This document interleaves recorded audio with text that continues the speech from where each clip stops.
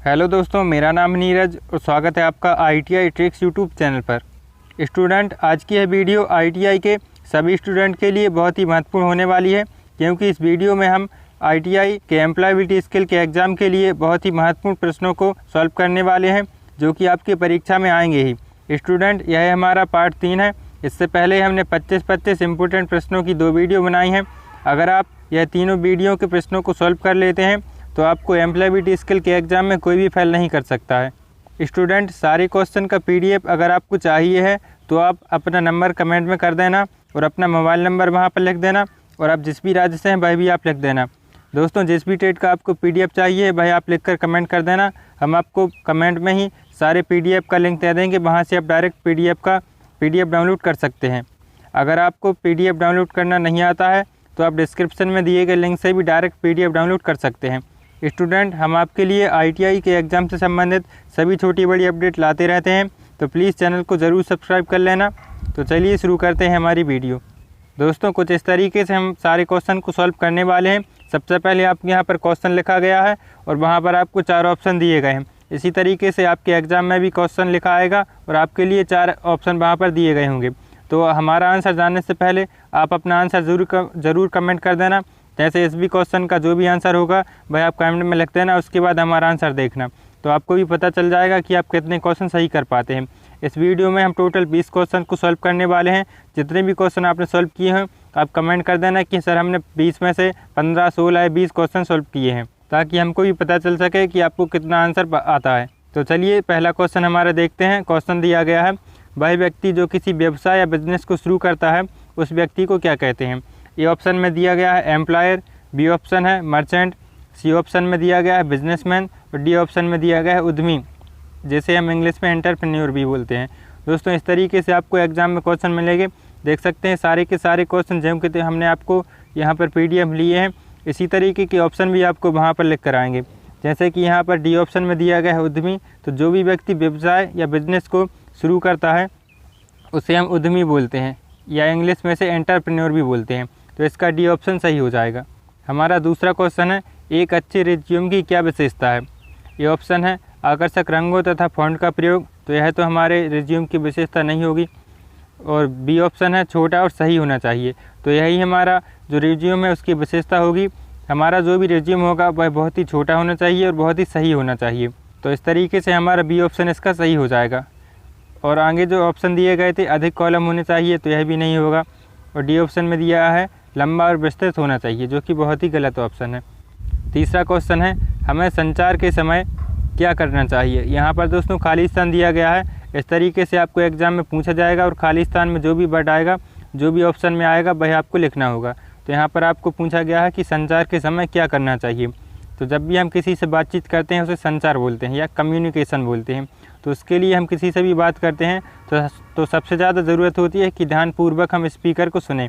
जो भी व्यक्ति हमसे बात कर रहा है, जैसे यह वीडियो चल रही है तो इसे भी आप ध्यानपूर्वक सुनेंगे, तभी ये आपका यह संचार अच्छा माना जाएगा। तो ये ऑप्शन इसका सही हो जाएगा। ध्यानपूर्वक स्पीकर को सुनना चाहिए।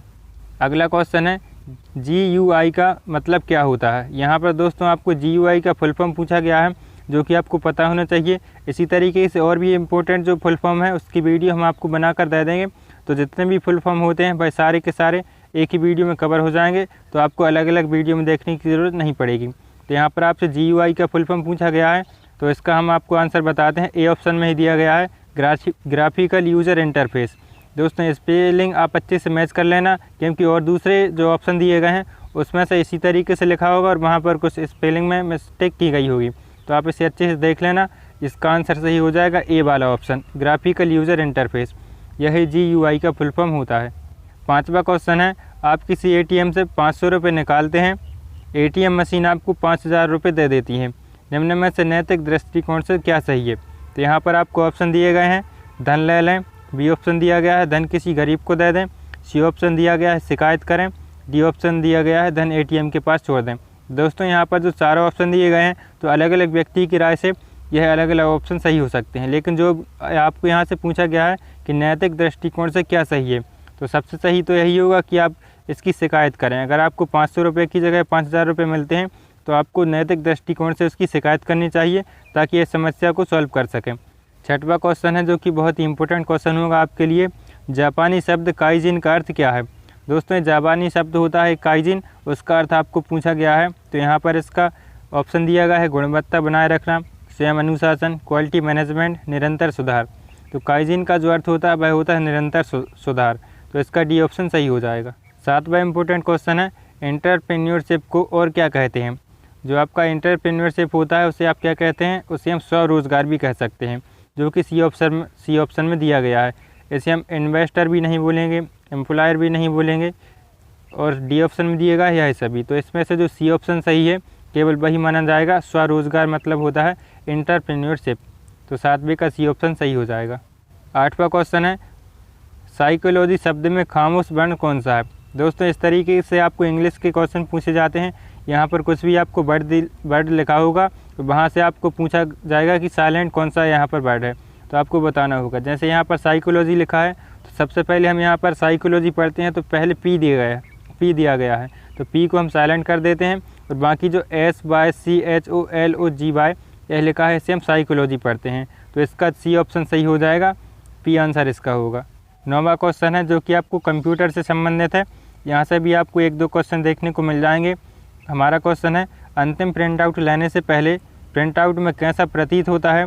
यह देखने के लिए आप वर्कशीट के किसको देख सकते हैं। यहाँ पर खालिस्तान जो दिया गया है वहाँ पर कौन सा वर्ड आएगा वह आपको बताना है। दोस्तों जब भी हमारे लिए प्रिंट आउट लेना होता है तो सबसे पहले हम देखते हैं प्रिंट प्रीव्यू, मतलब जैसा भी हमारा प्रिंट आउट लिखने वाला है उसे हमें पहले ही दिख जाता है, तो उसके लिए हमें प्रिंट प्रीव्यू करना होता है। तो इसका ए ऑप्शन सही हो जाएगा। 10वां क्वेश्चन है, शब्द ब्लेंड का समानार्थी क्या है। तो यहाँ पर आपको इसका समानार्थी मतलब सिनोनिम्स पूछा गया है। तो ब्लेंड का जो सिनोनिम्स होता है वह होता है मिक्स। तो इसका ए ऑप्शन सही हो जाएगा। दोस्तों ITI के व्हाट्सएप ग्रुप से जुड़ने के लिए आप अपना नंबर कमेंट कर सकते हैं। अगर आप अपना नंबर और अपनी ट्रेड का नाम कमेंट करते हैं तो हम आपको ITI के उस ट्रेड के व्हाट्सएप ग्रुप से जोड़ देंगे। जैसे अगर आप कोपा ट्रेड से हैं तो आप कमेंट पे लिख देना कि सर हम कोपा ट्रेड से हैं और हमारे लिए ITI के व्हाट्सएप ग्रुप से जुड़ना है जो कि कोपा ट्रेड का है। तो आप अपना नंबर कमेंट कर देना, वहाँ से हम आपको ITI के कोपा ट्रेड के व्हाट्सएप ग्रुप में जोड़ देंगे।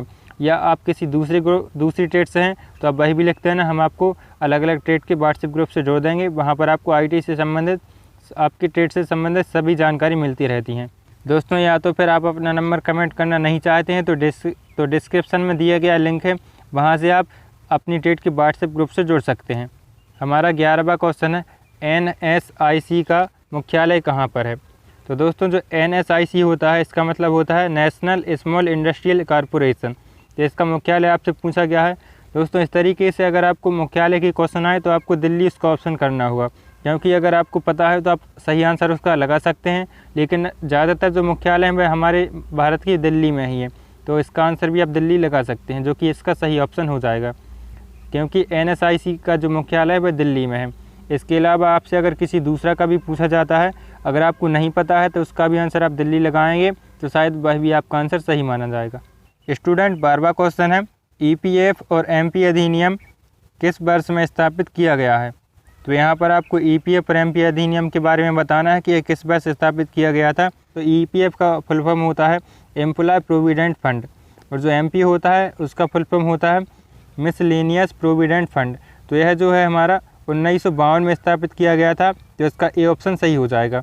वर्ष 1952 में EPF और MP अधिनियम स्थापित किए गए थे। 13वां क्वेश्चन है, ABC प्राथमिक उपचार में ABC का क्या मतलब है।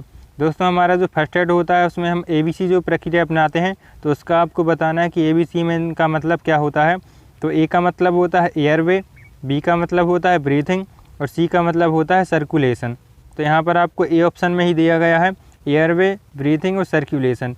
तो 13वां जो क्वेश्चन है इसका ए ऑप्शन सही हो जाएगा। यह आपको अच्छे से देख लेना, इसी तरीके के आपको फर्स्ट एड से संबंधित और भी क्वेश्चन आपको मिल जाएंगे।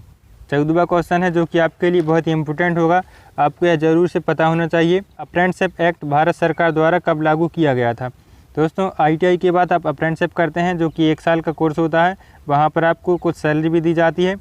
तो अप्रेंटिसशिप एक्ट भारत सरकार द्वारा 1961 में लागू किया गया था, जो कि आपको C ऑप्शन में देखने को मिल जाएगा। अप्रेंटिसशिप एक्ट भारत सरकार द्वारा 1961 में लागू किया गया था, इसका C ऑप्शन सही हो जाएगा। 15वां क्वेश्चन है, इनमें से कौन सा 3R का भाग नहीं है। यहाँ पर जो भी 3R का भाग नहीं है वह आपको बताना है। तो 3R में तो 3 R होते हैं। R शब्द से शुरू होने वाले 3 शब्द यहाँ पर लिए जाते हैं। तो R से पहले R से होता है रीड्यूज, दूसरे R से होता है रिसाइकिल और तीसरे से होता है रीयूज। तो यहाँ पर आपको डी ऑप्शन में ही दिया गया है, जो कि इससे अलग होता है रीजनरेट। यह हमारे 3R में नहीं आता है। तो हम 15वें जो क्वेश्चन है इसका डी ऑप्शन सही कर देंगे। 16वां क्वेश्चन है, अगर आपको किसी कंपनी में साक्षात्कार के लिए बुलाया जाता है तो सबसे पहले आप क्या करेंगे? इसका जो आंसर है वह ए ऑप्शन सही होगा, इंटरव्यू में उपस्थित होंगे। मतलब अगर आपको किसी भी कंपनी से साक्षात्कार के लिए फ़ोन आता है तो सबसे पहले आप इंटरव्यू में उपस्थित होंगे। इसका ये ऑप्शन सही हो जाएगा। 17वां क्वेश्चन है, निम्न में से कौन सा साइबर अपराध है? यहाँ पर आपको साइबर क्राइम के बारे में बताना है कि कौन सा यहाँ पर दिया गया है जो कि साइबर क्राइम है। तो ईमेल भेजना तो कोई भी साइबर क्राइम नहीं है, ऑनलाइन ख़रीदारी भी नहीं है, ऑनलाइन उत्क्रीड़ा यह हमारा बहुत ही भिन्न ऑप्शन दिया गया है, जो कि बहुत ही शुद्ध हिंदी में यहाँ पर आपको ऑप्शन मिल जाएगा। दोस्तों यह जो क्वेश्चन है इसी तरीके का क्वेश्चन आपको एग्ज़ाम में आया था, तो हमने जैसे कि तैसा यहाँ पर ऑप्शन भी ले लिया है, ताकि आपको इसी तरीके का अगर आपको नेक्स्ट एग्ज़ाम में देखने को मिले तो आप इसका आंसर सही से कर सकें। तो सी ऑप्शन में आपको मिल जाएगा देखने के लिए, साइबर अपराध जो होता है ऑनलाइन उत्क्रीड़ा करना, इसका सही ऑप्शन सी हो जाएगा। 18वां क्वेश्चन है, ऑनलाइन बैंकिंग के प्रयोग से आप क्या कर सकते हैं? तो ऑनलाइन बैंकिंग से हम किसी भी व्यक्ति को पैसे ट्रांसफ़र कर सकते हैं, तो इसका बी ऑप्शन सही हो जाएगा। ऑनलाइन बैंकिंग से हम पासबुक का प्रयोग नहीं कर सकते हैं, डेबिट बिल का भी प्रयोग नहीं कर सकते हैं और क्रेडिट बिल का भी नहीं कर सकते हैं, केवल हम पैसे ट्रांसफ़र कर सकते हैं, जो कि इसके बी ऑप्शन में दिया गया है। 19वां मोस्ट इम्पोर्टेंट क्वेश्चन है, यह आपके एग्ज़ाम में ज़रूर से पूछा जा सकता है। यहाँ पर आपको पूछा गया है SWOT, मतलब शॉर्ट में एस का क्या तात्पर्य है? तो यहाँ पर जो भी 4 वर्ड यहाँ पर दिए गए हैं, किसी भी व्यवसाय को शुरू करने के लिए हमें इन 4 शब्दों पर ध्यान देना चाहिए। तो इन चारों शब्दों का हम आपको फुल फॉर्म बता देते हैं कि एस का मतलब क्या होता है, डब्ल्यू का क्या होता है, ओ का क्या होता है, टी का क्या होता है। इनमें से किसी ना किसी एक का आपको एग्ज़ाम में पूछा जा सकता है। तो एस का यहाँ पर आपको पूछा गया, तो सबसे पहले इसका आंसर हम आपको बता देते हैं। एस का मतलब होता है स्ट्रेंथ, तो इसका ए ऑप्शन सही हो जाएगा। और डब्ल्यू का मतलब होता है वीकनेस, ओ का मतलब होता है अपॉर्चुनिटी और टी का मतलब होता है थ्रेट्स। तो यह चारों आपको अच्छे से ध्यान से देख लेना है। तो हमारा जो 19वां क्वेश्चन था इसका ए ऑप्शन सही हो जाएगा। 20वां क्वेश्चन है, जीडीपी का पूरा नाम क्या है? यहाँ पर आपको जीडीपी का फुल फॉर्म पूछा गया है। दोस्तों जीडीपी का जो पूरा फुल फॉर्म होता है वह होता है, जी से होता है ग्रॉस, डी से होता है डोमेस्टिक, पी से होता है प्रोडक्ट। तो इसका फुल फॉर्म हो जाएगा ग्रॉस डोमेस्टिक प्रोडक्ट। इसे हम हिंदी में सकल घरेलू उत्पाद बोलते हैं। तो ऐसे आपको एग्ज़ाम में पूछा जा सकता है कि जीडीपी का फुल फॉर्म क्या है, तो आपको इसका सही आंसर करना होगा ग्रॉस डोमेस्टिक प्रोडक्ट, जो कि यहाँ पर हमारे लिए ए ऑप्शन में दिया गया है। तो 20वें क्वेश्चन का हमारा ए ऑप्शन सही हो जाएगा। दोस्तों इस तरह हमने सारे क्वेश्चन को सॉल्व कर लिया है। अगर आपको वीडियो पसंद आई हो तो लाइक करें, अगर आपको वीडियो में कुछ मिस्टेक लगी हो तो आप डिसलाइक करें, लेकिन आप अपना वोट ज़रूर दें। दोस्तों ITI से संबंधित सभी छोटी बड़ी अपडेट के लिए चैनल को ज़रूर सब्सक्राइब कर लेना। यहाँ पर हम आपको ITI से संबंधित सभी जानकारी देते रहते हैं। तो मिलते हैं अगली वीडियो पर, तब तक के लिए आपका बहुत बहुत धन्यवाद।